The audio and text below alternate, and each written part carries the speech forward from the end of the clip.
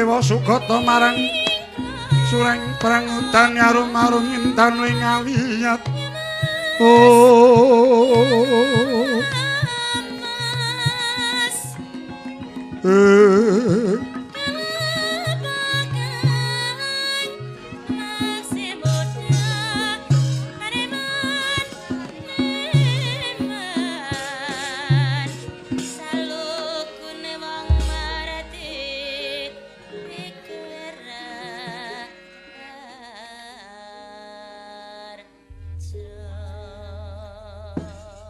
maweh langening pamulat wreksa sining Wanadri risedeng harebut mangsa mawan tutumuruning riris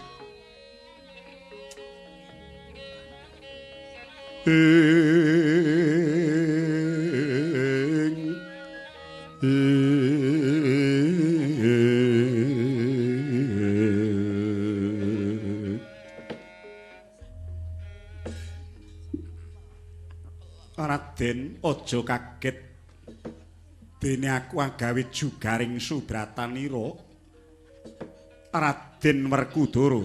Wah ana wewujudan Cumlaratsa kowe ngangkasa kowe kuwi sapa? Iya. Aku kaleyang kabur kanginan mendung kebaraten ing endi tibaku ya kuwi dunungku. Raden aku ngerti teja manter hanya dolanan jebur tuwuh saka kene papane ora liya pangaribawanira Raden Bimasena. Yen kowe ngerti menyang aku duwe karep apa kowe njugarake nggonku Brata Semedi. Raden, saking kepenginku mrangsang lan kumacelu, aku kepengin golek susurupan. Amarga ana tetembungan tinggalaning wong tuaku mbiyen samengko wong tuaku wis nyuwarga nanging durung bisa narbuka tetembungan mau saka dawuh kang akarya jagat lumantar pasupenan kawursita ing kono pratela menawa ta ingkang bisa medharake ora liya satriya kang mawa teja mongko bareng aku mulat saka ing dirgantara sumurup tejanira ngenguwung. Mula Raden Maragagi Werdenana. Aku dudu gudhanging kawruh. Babar pisan aku cubluk bali lucu peting lalar tuning budhe cingkrang ing samubarang. Raden, nadyan mung seklimah nanging yen sing ngendika Raden Werkudara sayektine bakal tak ugemi. Tetembungan kang endi? Tuwuh ndoning Mudra Tirta Setadi kang Purwandaya. Mahpatra Pita Laksmita Risang Puspa Maharekta Mabapteng kang Palakresna Mesinanda Mancawarna Masa Dasa Martawisa Temah Lena lamun pisao. Apa kuwi Raden?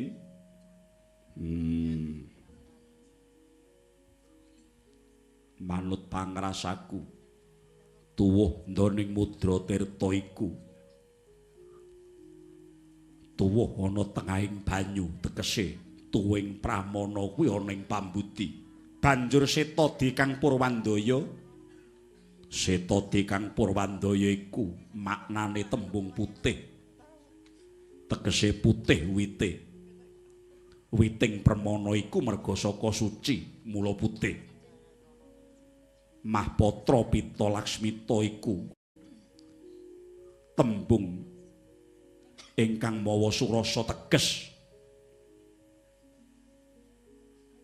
Anane merga saka sumunar tegese wit pramana iku mesti sinartan nafsu birahi. Banjur Risang Puspa Maharekta. Risang Puspa Maharekta tegese kembang warna abang branang sumringah kembanging duka cipta. Mabapteng kang Palakresna tegese nedheng woh ireng tegese bakal awoh santosaning budi. Mesinanda Mancawarna isine sesotya mancawarna tegese wujud pancandriya. Masa dasa martawisa iku maknane tembung rasane nenem. Tegese pangrasa nenem. Yen becik bisa nguripi nanging yen tala bakal bisa mateni. Temah lena lamun pisao. Tegese apa Raden? Datan kena pisah tegese.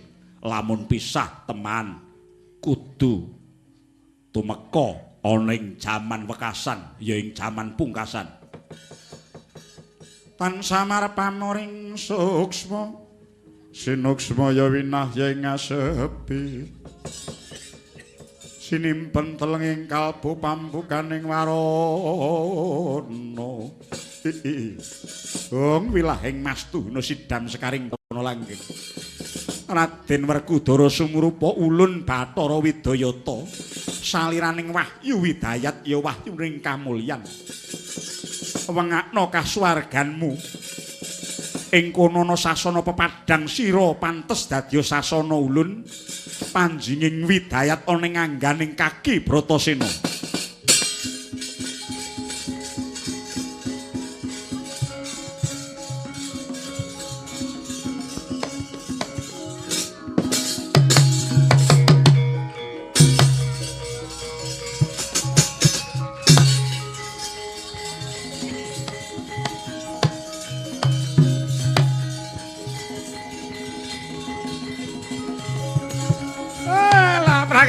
Prakencang.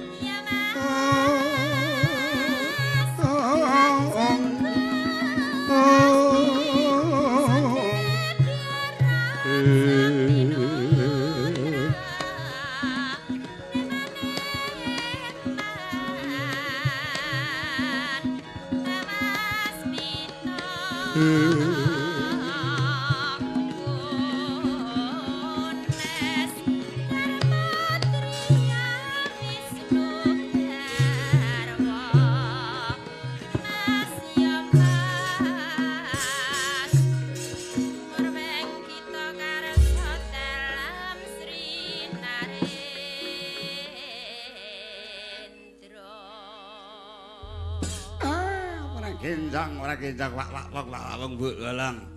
Anu dayang ditegar wong. Ai cekater. Aja dadi kageteng ati ya ulun ngejawan tangger. Wah kakek Narada. Basaku katura. Iya Ngarep Dara. Narada. Padha becik tegamu Narada. Kakang Semar ya. Lah ora ngira babar pisan iku jangkep ana kawan ana kene anakmu Gareng Petruk Bagong wae ya melu Werkudara iki. Ayo tekno ya endi sing jalan to Lun. Nggih kula sakniki pilih tumun ngriki.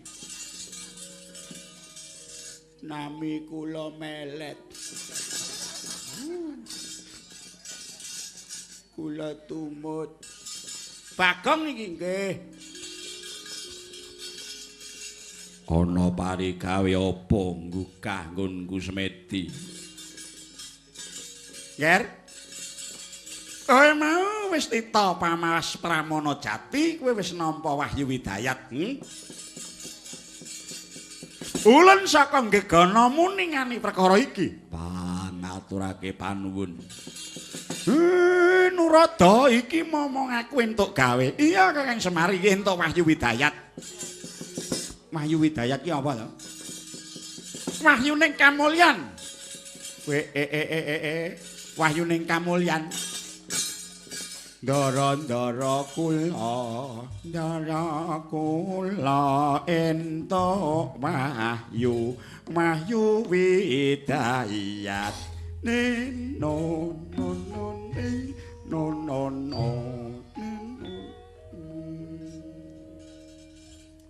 sing bener dhewe mung sapa Gong? Itungan kok. Sing bener dhewe cateten. Sing salah ora entuk imbuh. Ana apa kowe mbungahe wit? Weh, panjenengan pikantuk wahyu, Ndara. Iya. Besok yen to aku lan tedhak turunku nemoni kamulyan. Kowe njaluk apa, Petro? Pun. Kula mboten sah diparingi napa-napa. Cekap jaket mayang kara niku mun pun. Ajeng kula nggih nganti sak mudare.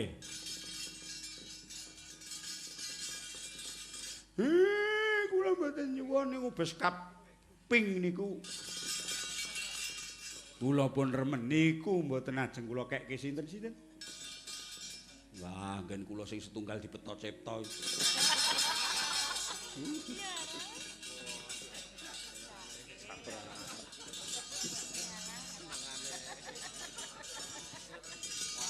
Nggen kula digawa yati.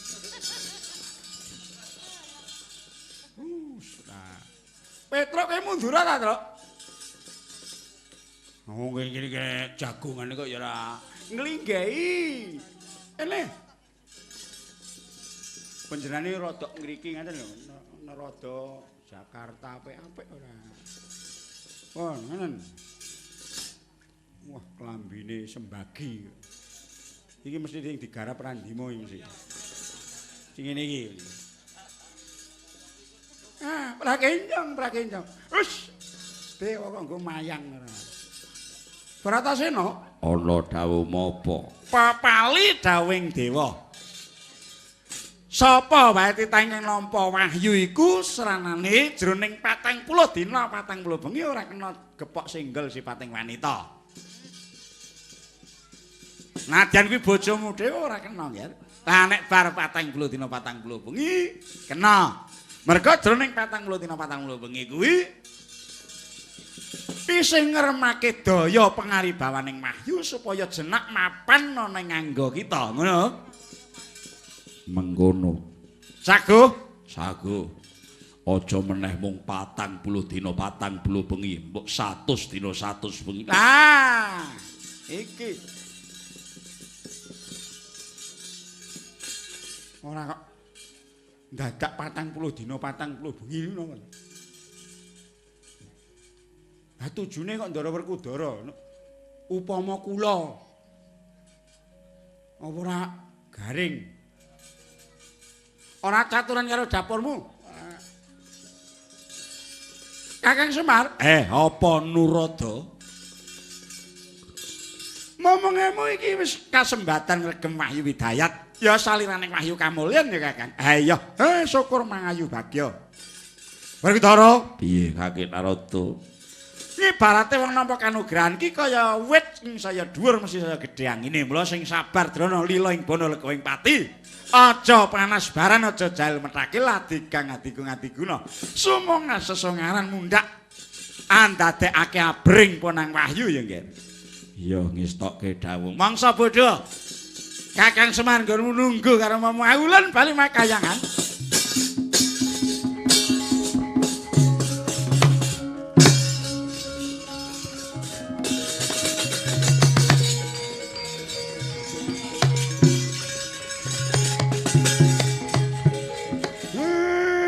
Sampean kasembatan Gus Semar iya. Iki wae nggonku tarak brata. Lan dasare kowe teka ning papan kene melu nyengkuyung Semar. Nggih. Lho Le. Iki ndaramu besok tedhak turune mesti dadi wong mulya. Sak ora-orane aku ya kesawapan. Wah kula nderek ngaup ketrimaipun nggih Den. Gareng iya. Kowe nyuwuna sawab ben melu ketrima turunmu Gong. Ora ketrima ora paten. arep ketrima nek entuk-entukane sedina mumpun 50. Wong iki nek dikeki ya maido, ora ya ngrasani iki nek lambe elek iki. Olehku jemeh, olehku jemeh. Prayoginipun sampeyan sing ati-ati jumbuh kan melinge Bathara Narada niku merga sing nami Godha niku abotipun Godha niku mboten tebih kali sugeng dika. Wujudipun inggih menika samu barang kemawon ingkang wonten ing kiwa tengen panjenengan ingkang badhe dados pamurunging sedya hayu. Mula Kang Saka kuwi ayo derekno lakuku Semar.